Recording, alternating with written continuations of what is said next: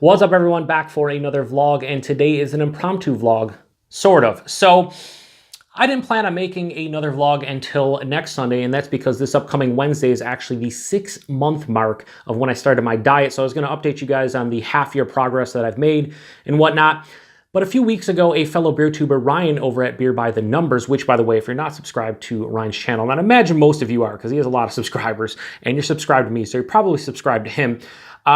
I highly recommend doing so. Some of the most informative and educational beer videos out there. Great BeerTuber, great content. So yeah, definitely sub to his channel in the event that you're not sub to his channel. But anyway, a few weeks ago, he actually had a video that I found quite intriguing, and it was called, and I'm paraphrasing, 5 Great Beers I Will Never Taste Again.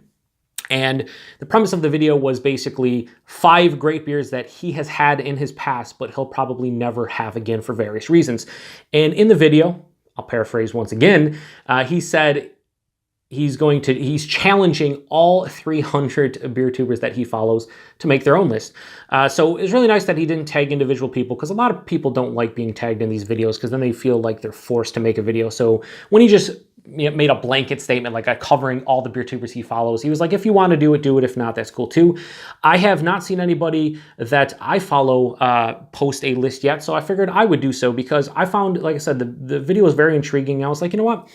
It's going to make me go back through my Untappd check-ins and my Excel spreadsheet. Yes, I have an Excel spreadsheet. Long story, but the shorter version is back in 2009 when I first got, late 2009, early 2010, when I first got into craft beer, I didn't even know about Beer Get a Rate Beer, and I started getting into it, had no idea how to keep track of it, so I made an Excel spreadsheet, and I have it to this day. You never know when you're going to have your account deleted on Untappd or whatever the case may be, so I still keep track of my beers because I'm an uber nerd and an idiot, but at least I'll always know what I'm drinking, even if I can't remember 98% of the time. Anyway, so I went through and made an Untappd list, because you can make lists now, and I just put the 5 beers that I picked for this list, and I have them over here on my tablet. So if you see me glancing every little bit, that's because I'm looking at the tablet.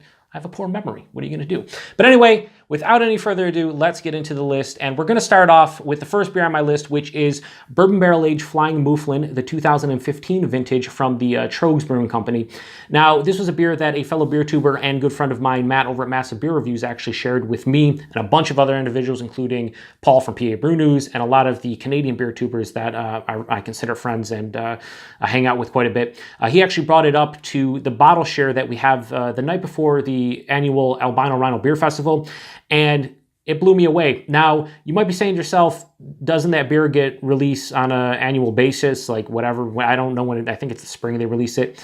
Yes, I can get this beer again, but not this vintage. And the difference between this vintage and the current releases is that this one was aged for 3 years in bourbon barrels. The newer ones use like virgin/raw oak in addition to bourbon. So it's not the same beer. And that beer was just an absolutely amazing barrel-aged barley wine, up there with some of the best beers I've ever had, certainly in the top 2 or 3 as far as barrel-aged barley wines go. And to this day, I appreciate Matt bringing it up. Probably never going to have it again because I doubt they're going to put that Flying Mouflon back in the barrels for 3 years and release it.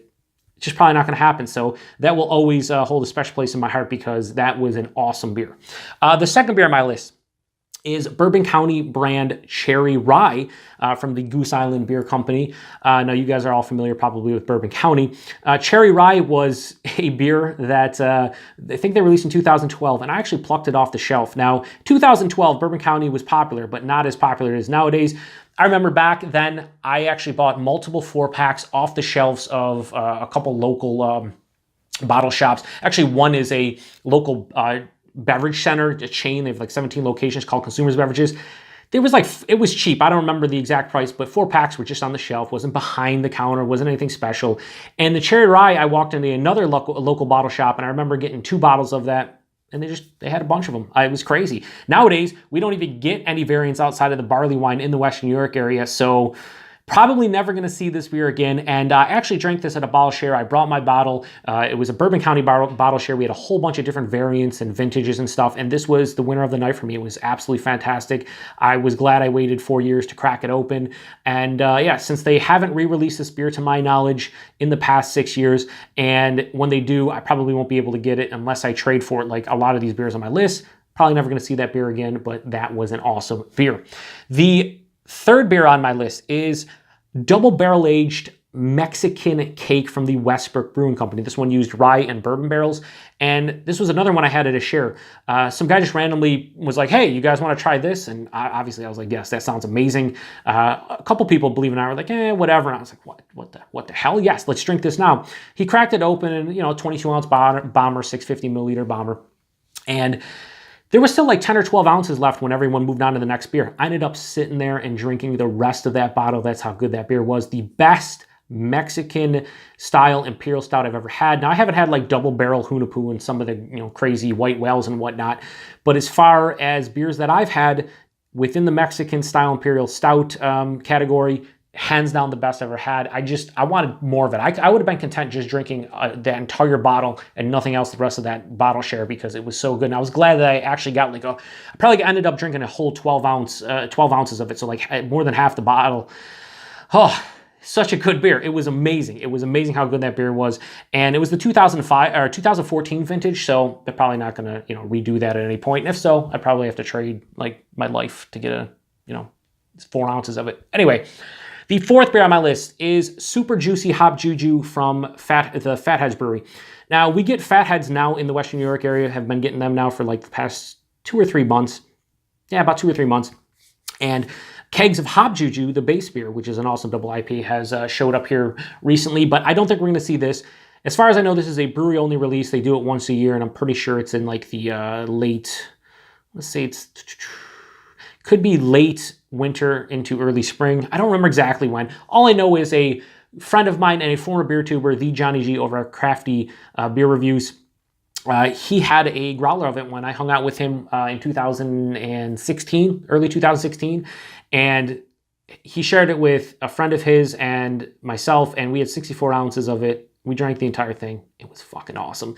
It was one of the juiciest beers I've ever had, and Hop Juju is in a New England style IPA, but it was just as good as any New England style IPA I've had to date. They brew it with, I want to say it was Tangelos,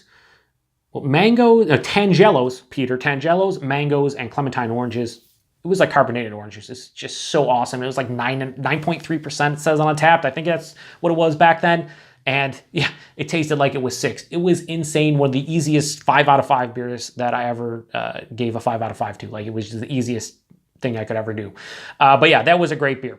And the last beer on my list is actually from a brewery I've never heard of before. It was the Zardoz Red Wine Barrel Aged version from Ardwolf Brewing Company, and they're out of, I believe, Jacksonville, Florida. So my buddy Dan, who I've reviewed a couple beers from on the channel, he actually took a job a couple years ago where the headquarters were in Jacksonville, Florida, so he would commute there a couple times, I believe, when he had that job. And he ended up bringing back some beers, and he shared this with his brother and myself a couple years ago. And I never heard of the brewery, but it was one of the best, if not the best, red wine barrel-aged beers I've ever had. It was an imperial stout. It was just absolutely fucking divine, amazing. It was one of the best beers I had in a long time at that point. And I never heard of the brewery before. It surprised me. It was like one of those breweries that just came out of left field. You're like, oh, no, I never heard of them. And then you drink it, you're like, wow, I want all the beers. I haven't had any beers from them since. Since then, Dan has moved on to another job, so he's probably not going to go back to Jacksonville, Florida. I'm probably never going to get to see it again. So you know what? We'll put it on the list. So to recap, Bourbon Barrel Aged Flying Mouflin, the 2015 vintage from Trogs. Bourbon County Brand Stout Cherry Rye, the 2012 vintage from Goose Island. Mexican Cake Double Barrel Aged Bourbon and Rye Barrels, 2014 from Westbrook Brewing Company. Super Juicy Hop Juju from Fatheads Brewery, and Zardoz, the Red Wine Barrel Aged version from Ardwolf Brewing Company. Those are my 5. I'm not going to tag individual people as well because, Ryan didn't do it, I'm not going to do it. But I will say this.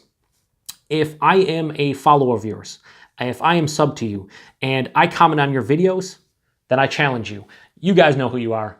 There's a decent amount of people I comment on their videos and, watch all their videos and stuff, but you know who you are. I comment on most of your videos. You guys know. I challenge you to just sit down and just think about 5 great beers that you're probably never going to get your mitts on again, and make a video. This was kind of fun. Doing a bit of research. Didn't take me all that long. I just kind of went through my Untappd check-ins in the spreadsheet. Maybe took me 15, 20 minutes to just kind of make a list, and here we are. So I want to thank Ryan for starting this because, again, anything that brings the beer tubing community a bit closer. I know, like I said, a lot of people don't like tag videos and whatnot, but it's nice to hear other people's beer experiences and beer history. I'm curious to hear what you guys, some of the best beers you've ever had, some of the best beers that you don't think you're ever going to try again. Maybe there are some beers that you don't think you're going to try again, and maybe someone is going to, offer you in a trade or say, hey, let's do a beer mail trade, and I'll send you the beer that you never think you're going to have again. Things like that. That's what the beer tubing community is about, at least in my opinion. And this has been really fun to do. So let me take one sip here, and then we'll close it out. Yeah, so I appreciate, like I said, Ryan doing the video, and I appreciate you guys all stopping by for another vlog. Next Sunday will be the 6-month diet update. I will hopefully have some good news. I think I will. And tomorrow should be another beer review. So until then, hope you guys have a great Thanksgiving, my American followers anyway. And for the rest of you, I hope you just have a great week. And we'll see you next Sunday for another vlog. Cheers.